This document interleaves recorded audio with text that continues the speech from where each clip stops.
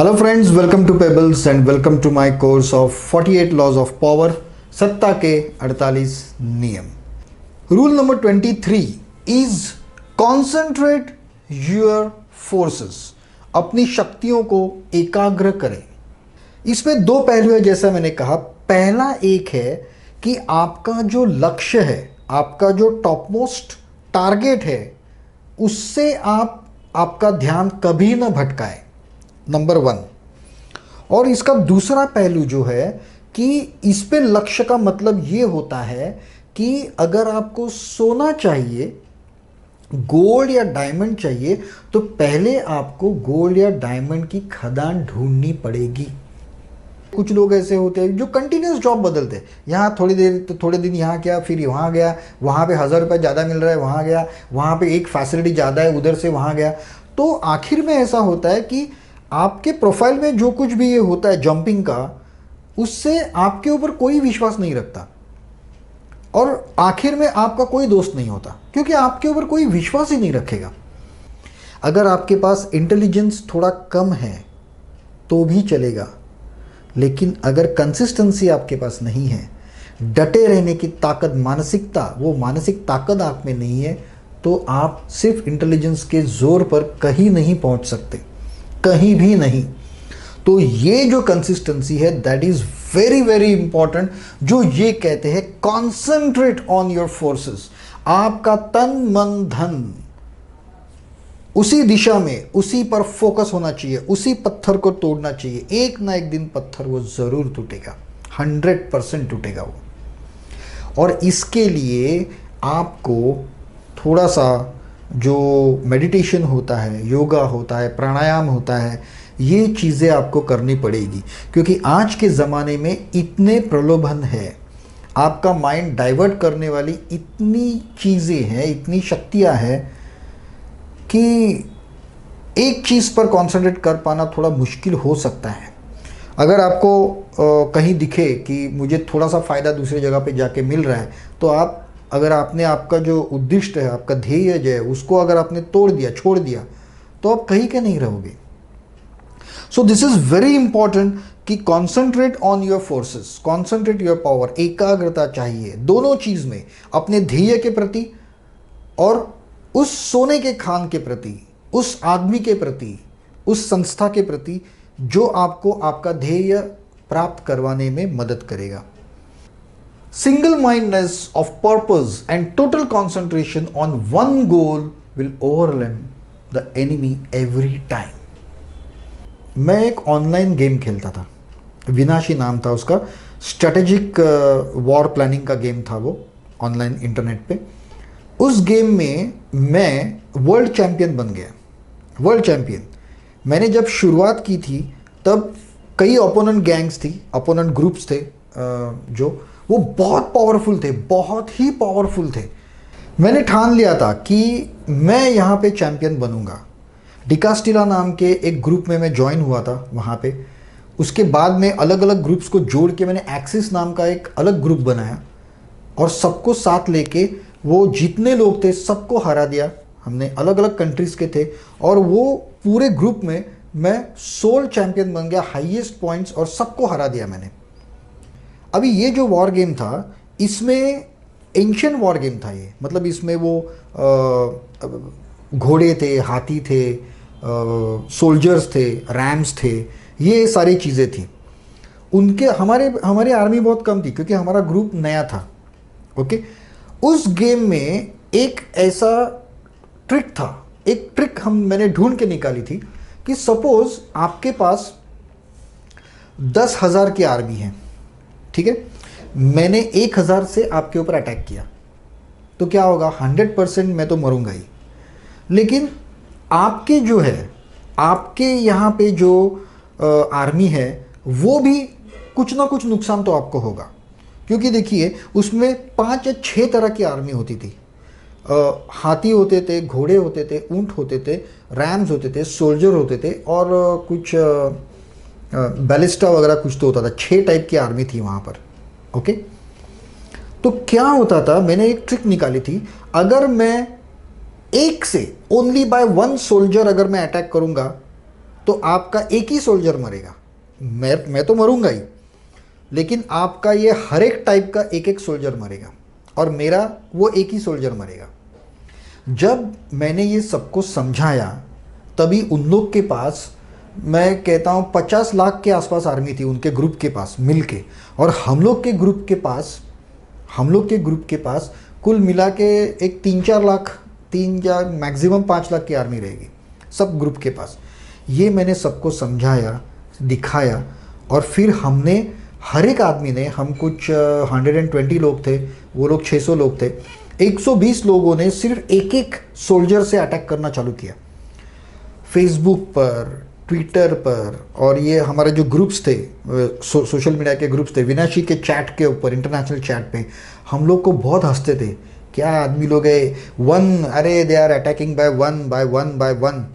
लेकिन हम लोग शेड्यूल कर देते थे, हर मिनट में एक सोल्जर जाके अटैक करेगा, ऐसा हम लोग ने स्क्रिप्ट लिखा था, उसके ऊपर शेड्यूल किया था सब लोग ने।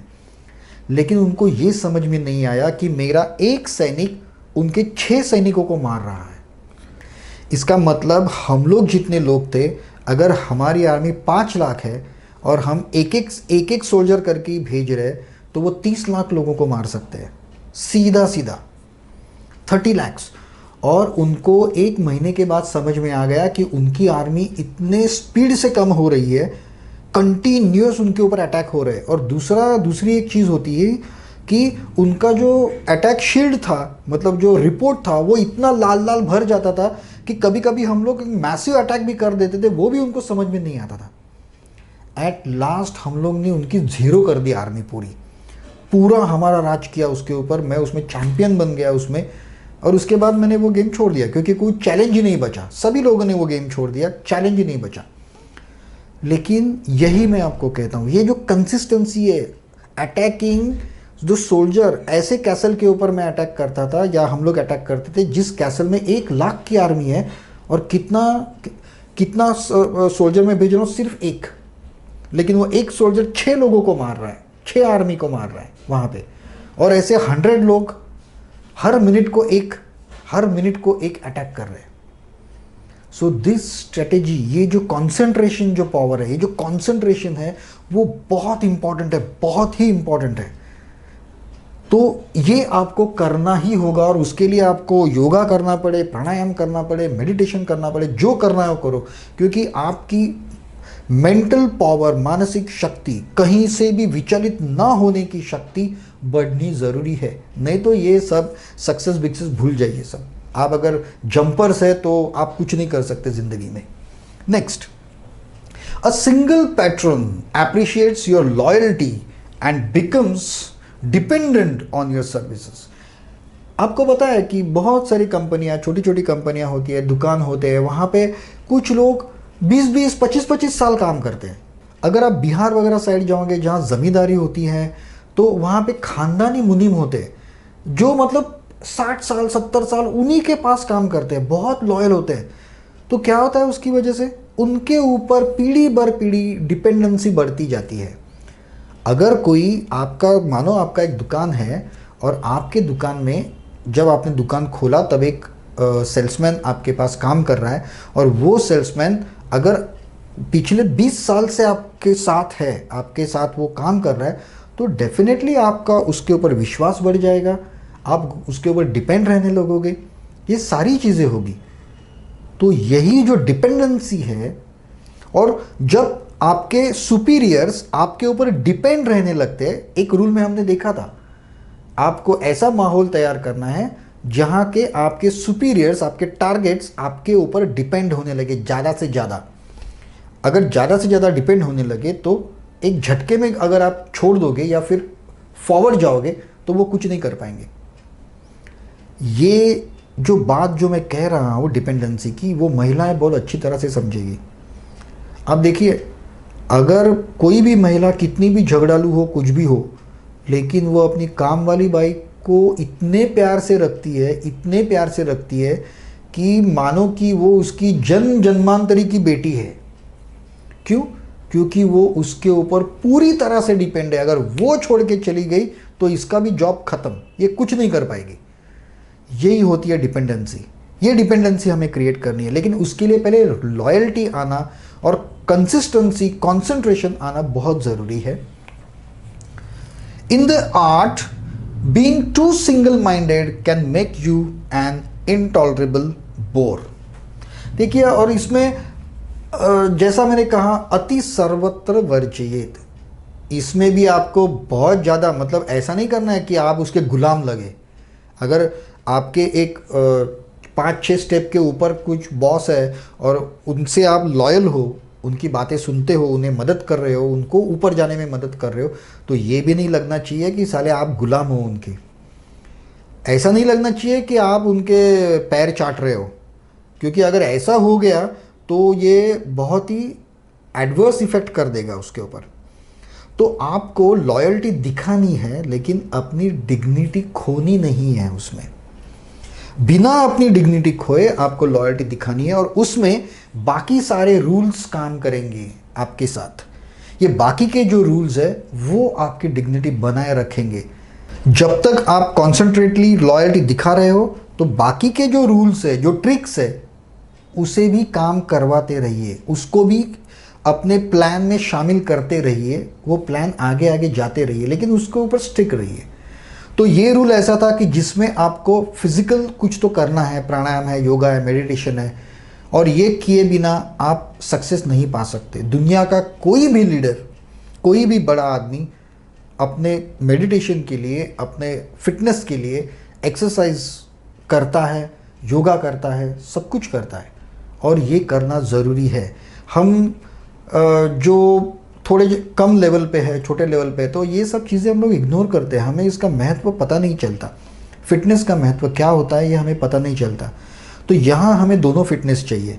अगर कंसिस्टेंसी दिखानी है सालों साल, तो आपको मेंटल फिटनेस भी चाहिए और फिजिकल फिटनेस भी चाहिए। तो आशा है कि जो लोग एक्सरसाइज वगैरह कुछ नहीं करते, मेडिटेशन, योगा वगैरह नहीं करते, वो शायद ये वीडियो देखने के बाद शुरू करें, ताकि जब समय आएगा तब वो मेंटली, फिजिकली फिट रहेंगे अपने लक्ष्य को प्राप्त करने के लिए। हम फिर मिलेंगे अपने अगले वीडियो में, रूल नंबर 24 में। तब तक के लिए बेस्ट ऑफ लक। आज ही जिम ज्वाइन कीजिए, मेडिटेशन कीजिए, and have a nice time.